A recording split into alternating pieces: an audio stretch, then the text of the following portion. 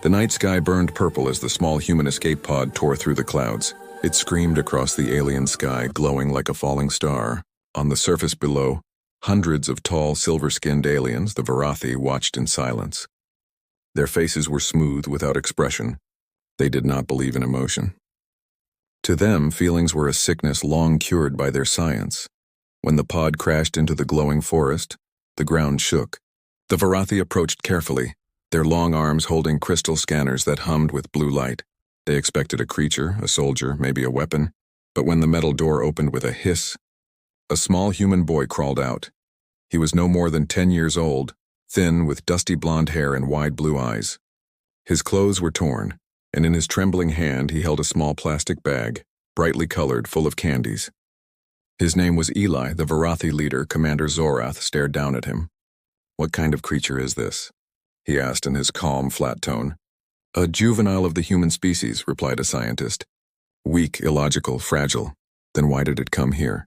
Eli looked up at them, tears forming in his eyes. I didn't mean to crash. I was running away. Please, don't hurt me." His words echoed softly, and the aliens tilted their heads in confusion. To them, fear was a concept of the past. They had forgotten what it felt like to tremble. Zorath motioned to the guards. "Take it to the containment unit. Study it." As the aliens surrounded him, Eli clutched his candy bag tighter. "Wait, please." "These are mine. My dad gave them to me." No one answered. They led him away through silver corridors that hummed with strange light. Everything was cold, clean, perfect, empty. No laughter, no sound except the steady hum of machinery. Eli's heart beat faster. He didn't understand why everyone looked the same. No smiles, no sadness, just silence. Inside a glass room, they left him alone on a metal bed. His reflection in the wall looked small and lost. Outside the glass, a group of Varathi scientists observed. One of them, Dr. Vex, spoke in measured words. "It displays emotional reaction, high stress, primitive survival instincts." Another replied, "We should suppress it. Dissection may yield data about emotion in the human brain." Vex hesitated. "Commander Zorath, perhaps we study it alive. Observe behavior." Zorath agreed. "Do so, but limit interaction. No emotional contact." For 2 long days, Eli sat alone. The aliens brought him food that tasted like nothing. The air was cold. He cried often, whispering for his mother and father. But his words vanished into the empty air. Then one day he saw movement outside his glass cell. A small Varathi child stood there. Shorter, softer features. Bright, curious eyes. Her name was Lyra. She wasn't supposed to be there. Children were kept away from human experiments. But she had snuck in, curious about the creature everyone talked about. When Eli noticed her, he smiled shyly. "Hi," he said softly. "Can you hear me?" Lyra tilted her head, confused by his tone but fascinated by his smile. He reached into his bag and pulled out a small red candy. It was round and shiny like a ruby. He held it up to the glass. "It's sweet. Want one?" Lyra blinked. She had never seen anything like it. Sweetness didn't exist in her world. Food was tasteless, designed only for function. But curiosity burned brighter than fear. Slowly, she reached her thin fingers toward the glass. Eli laughed lightly. "Wait, let me see." He found a small gap near the bottom of the door where air passed through. Carefully, he slid the candy toward her. She hesitated, then took it. The moment the candy touched her tongue, her body trembled. A warm shock spread through her chest. Her heart, something she had never truly felt, beat faster. A strange sound escaped her lips. A tiny surprised giggle. Eli grinned. "You like it, huh?" "It's candy. We eat it when we're happy." Lyra stared at him, her eyes wide and alive. "Happy?" she whispered. The word felt strange and heavy in her mouth. She didn't fully understand it, but something deep inside her wanted to feel it again. She turned and ran down the hallway, the candy still glowing faintly in her hand. That night, in the observation room, alarms went off. The scientists watched in confusion as Lyra's brain scans showed new patterns. Activity they had never seen before. "Emotion," Dr. Vex muttered. "She's experiencing emotion." Zorath frowned. "Impossible. Our kind is immune." "Not anymore," Vex said softly. "She learned it from the human." Panic spread among the adults. They feared this infection, the sickness of emotion, could undo centuries of control. They sealed off Eli's room, declared him dangerous and forbade contact. But it was too late. The next day, Lyra came again, sneaking past the guards. She brought him a piece of dull silver fruit from her world. "Trade," she said simply, her tone stiff but hopeful. Eli smiled. "Deal." They exchanged gifts. He gave her another candy, blue this time. She tasted it and laughed again. The sound echoed down the corridor like music in a temple of silence. Other children heard her laughter. They peeked from corners, curious about this strange noise. Soon, small groups of alien kids gathered outside Eli's glass room, whispering and giggling as he made funny faces, drew hearts on the wall, and showed them candies of different colors. For the first time in centuries, the Varathi children laughed, but the adults didn't laugh. They gathered in the council chamber, their cold faces grim. "This human is dangerous," Zorath declared. "His actions have infected our young. Emotion spreads like fire." Vec hesitated. "Commander, perhaps it's not infection. Maybe it's awakening. We erased feeling to survive, but maybe we erased what made us alive." Zorath's eyes narrowed. "You speak dangerously, Doctor." Meanwhile, Eli didn't know the storm he had started. He only wanted friends. That evening, he waited at the glass again. Lyra didn't come. The hallway was empty. The silence felt heavier than ever. He sat down, hugging his knees. "I'm sorry, Dad," he whispered. "I tried to be brave." Then he saw movement, a shadow at the door. Lyra appeared out of breath. Her hands shook as she pressed something against the glass. "For you," she said softly. It was a small crystal charm. Varathi children carried them for learning focus. But she had drawn a tiny red circle on it with fruit dye. "Candy color," she said with a smile. Eli's eyes filled with tears. "Thank you, Lyra." Suddenly the alarm blared. Guards rushed down the corridor. Lyra gasped as they shouted, "Unauthorized contact! Emotional contamination!" They grabbed her by the arms, pulling her away. Eli ran to the glass, pounding on it. "Don't hurt her." "She didn't do anything?" Lyra cried out as the guards dragged her away. "Eli," she screamed. "Don't stop smiling." The glass walls glowed red with alarm lights. The candy bag spilled across the floor, bright colors rolling like tiny jewels. One red candy stopped at the edge of the vent just before the door slammed shut. Inside, Eli knelt, clutching the charm to his chest. He didn't understand why kindness made them so afraid, but he knew one thing for sure. He wasn't going to stop, because in his heart he believed that one small piece of candy could change the world.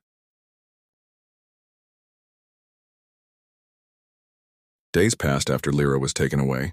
Eli sat in his glass cell, holding the small crystal charm she had given him. The red circle she drew with fruit dye was fading, but he kept tracing it with his thumb again and again. It reminded him that someone, even on this strange world, cared about him. No one had come to see him since that night. No guard spoke to him. No scientist entered his cell. Only silence filled the air. He thought of home. His mother reading bedtime stories, his father giving him candy after dinner. He whispered to himself, "Don't cry, Eli, you're not alone. You still have hope." But deep down he felt something breaking. In another part of the alien city, Lyra sat inside a cold white room. Her parents stood before her, silent and emotionless. Behind them, Commander Zorath watched. "She has been touched by human weakness," one elder said. "Emotion must be purged." Zorath nodded. "Erase her memories. She will forget the human child and the sweet poison he shared." Lyra's eyes filled with tears, though she didn't understand why. "Please, don't take it away. I don't want to forget him." Dr. Vec, standing nearby, turned his head slightly. Something inside him twisted at the sight of her tears. For centuries, their kind had lived without feelings, without happiness, sadness, or fear. But now, watching this child cry, he felt something he had not felt in a lifetime. Guilt. He stepped forward. "Commander," he said carefully, "perhaps there is value in observation. The emotion may provide insight. Erasing her could waste valuable data." Zorath looked at him sharply. "Do you feel sympathy, Doctor?" Vec paused. "No, only logic. We should study the effects longer." After a long silence, Zorath agreed. "Very well. Keep her isolated. But no contact with the human. If the infection spreads again, both will be destroyed." That night, Dr. Vec went to check on Eli.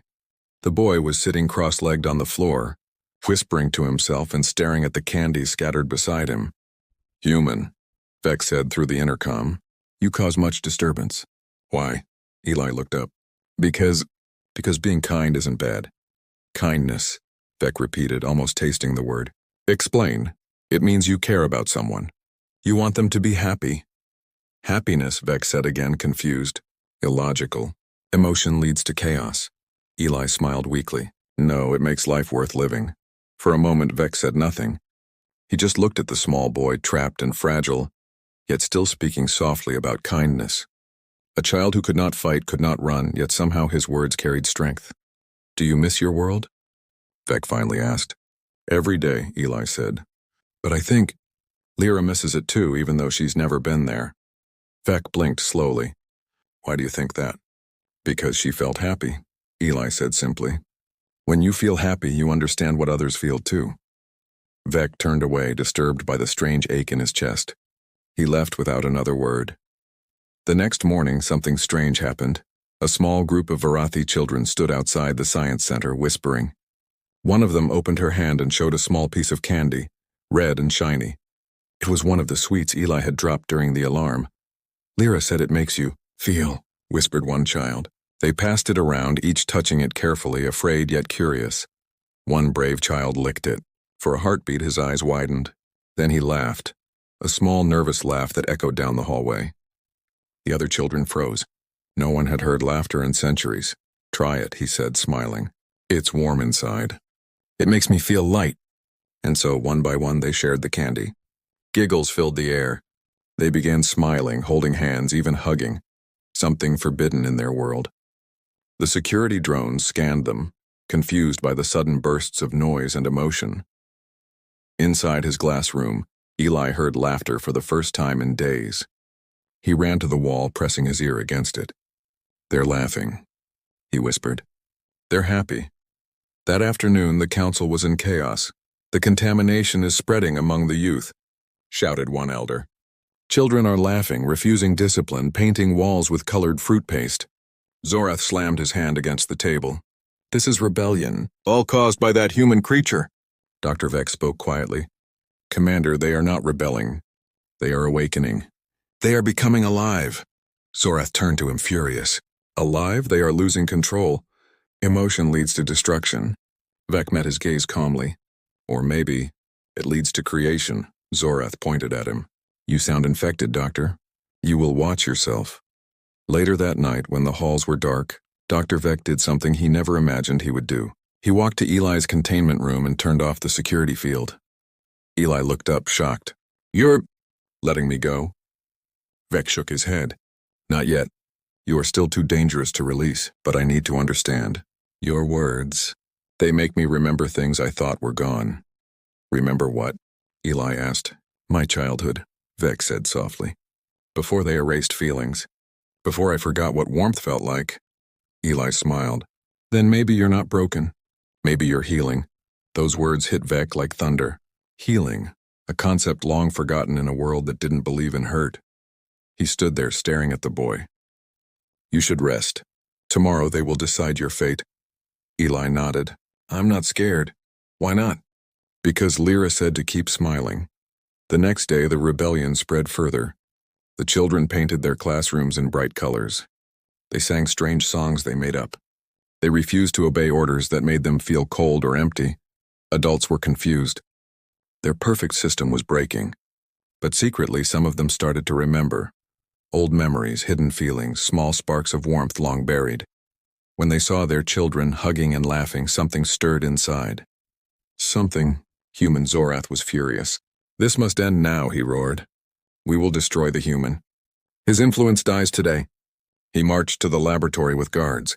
Eli was sitting quietly, eating the last piece of candy from his bag. He looked up as the door opened. Zorath entered with a hard expression. You have infected our kind with chaos, human. You will be erased. Eli stood up, holding out the empty candy bag. It's just candy, he said. It's not dangerous. Not dangerous? Zorath hissed. Your sweets made our children laugh, cry, disobey. Emotion is weakness. Eli shook his head. No, emotion is strength. You just forgot how to use it. The guards stepped forward. But before they could move, the door behind them burst open. It was Lyra. Her small figure stood shaking, but her eyes glowed with determination. "Stop," she shouted. "Don't hurt him." Everyone froze. She ran to Eli, grabbing his hand. "He's not sickness. He's hope." Zorath raised his weapon. "You are both infected." Then something incredible happened. From every corridor, dozens of Varathi children appeared. They had come together, holding small colored stones, fruit dyes, and tiny pieces of candy they had shared. They stood side by side, unafraid. One of them shouted, "We won't let you hurt him." Another said, "He made us feel alive." And then they began to sing. A strange, soft melody they had learned from Eli. A human lullaby he once hummed in his cell. The song filled the halls, warm and bright. Zorath's hand trembled. For the first time in his life, he felt something. His weapon lowered slightly. Dr. Vec stepped forward. "Commander, listen. This is not destruction. This is rebirth." Zorath's voice cracked. "Feelings destroyed our ancestors. They made war, death, and pain." Vec nodded slowly. "And yet they also made love, courage, and mercy. You cannot have peace without them." Eli held Lyra's hand tighter. "You can't live if you can't feel," he said softly. The commander looked around him, at the children, at their glowing eyes, at the laughter filling the air. His heart, long dead, began to beat faster. "Take them away," he whispered weakly. But his voice broke halfway. The guards looked uncertain. None of them moved. And then one of the soldiers bent down and picked up a piece of candy that had fallen to the floor. He looked at it for a long time, then placed it in his mouth. A second later, his expression changed. His cold face softened. His eyes shimmered. He whispered, "It's sweet." The others watched him, and then one by one they followed. Within minutes, the cold metallic room was filled with quiet laughter, soft cries, and the sound of emotion returning to a world that had forgotten how to feel. Zorath dropped his weapon. The candy bag lay open at his feet. He stared at the boy. "What have you done, human?" Eli smiled. "I just shared."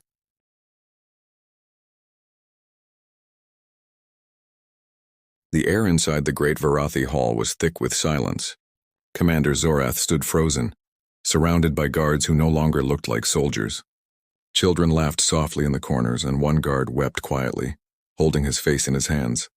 Something strange and powerful had filled the room, something their kind had not felt for centuries. Emotion. Eli stood in the middle, holding Lyra's hand. His small body looked fragile, but his presence felt bright, almost like sunlight breaking through dark clouds. He didn't speak. He only watched as the aliens around him trembled, their hearts remembering what it meant to feel. Zorath's voice finally broke the silence. "This must be stopped." But his tone no longer carried the cold certainty it once had. It trembled like an old man's voice, unsure and tired. He turned to Dr. Vec. "You see what happens, Doctor? Disorder, chaos, loss of control." Vec looked at the laughing children and shook his head. "No, Commander. This is life." Zorath stared at him. Life was order, perfection, no pain. Vec's expression softened. And no joy, no love, no dreams. For a long moment, Zorath said nothing. He turned to the little human boy who had started it all. "What are you, child?" Eli looked up, his blue eyes calm but full of emotion. "I'm just a person who shared a little candy." The room fell quiet again.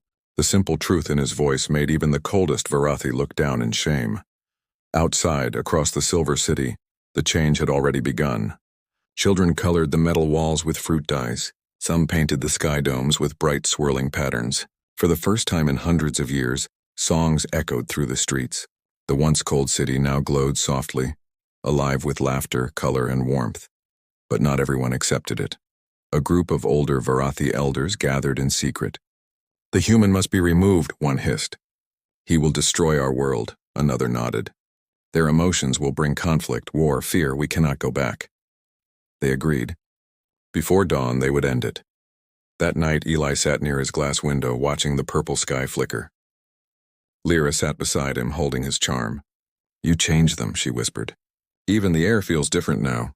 Eli smiled faintly. "I didn't do much, you did."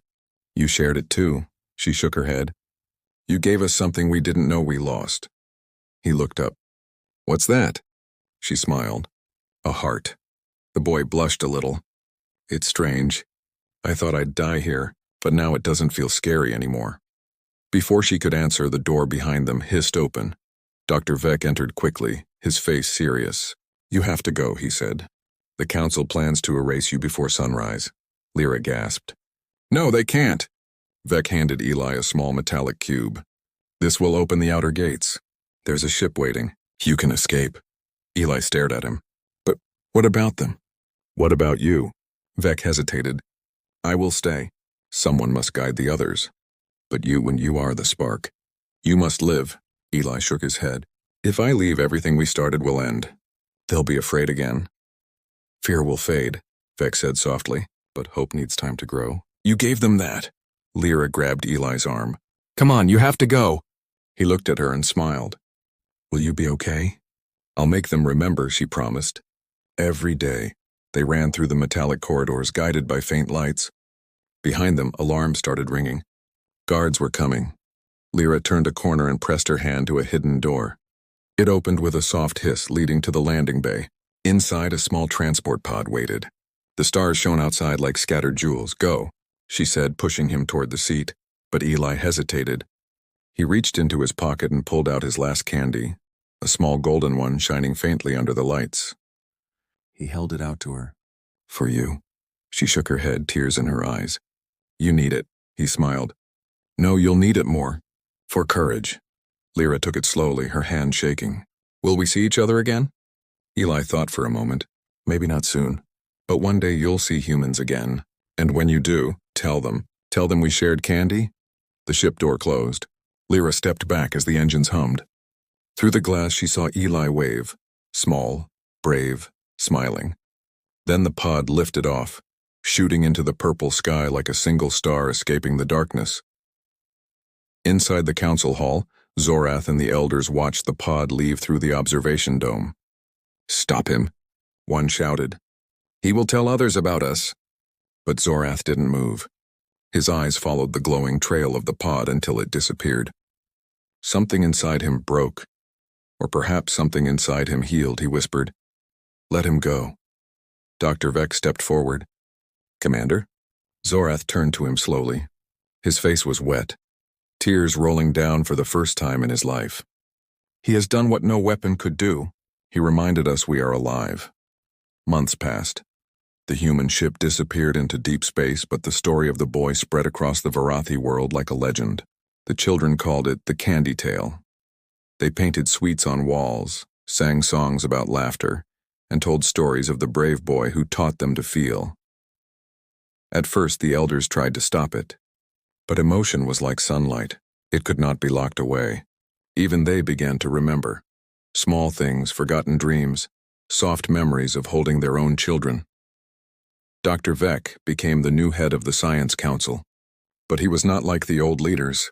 He allowed schools to teach art and music. He encouraged laughter. He said, "Logic gives us order. Emotion gives us meaning." And in the center of the capital city, they built a statue. A small human boy handing candy to a Varathi child. At the base, a plaque read, "He shared sweetness, and we found our souls." Years later, when trade between Earth and Varathi worlds began, human travelers often found strange gifts waiting for them. Boxes filled with colorful, crystal-like candies shaped like hearts. And when they asked the Varathi what it meant, the aliens smiled and said, "It's how we say thank you." Among them was Lyra, now grown, a leader who carried the golden candy on a necklace around her neck. Whenever she met a human, she would smile softly and whisper, "He said we'd meet again." But far beyond, in the deep dark of space, a small escape pod drifted quietly through the stars. Inside, frozen in stasis, Eli slept, still clutching the charm Lyra gave him. The ship's systems blinked faintly, waiting for rescue. And somewhere in the distance, a human rescue vessel picked up a faint signal. It was soft but clear, a child's voice recorded long ago. "You don't have to be human to feel human." The ship turned toward the signal, engines roaring to life. Eli was coming home. And behind him, a world he left forever changed, a world where even cold hearts learned to love a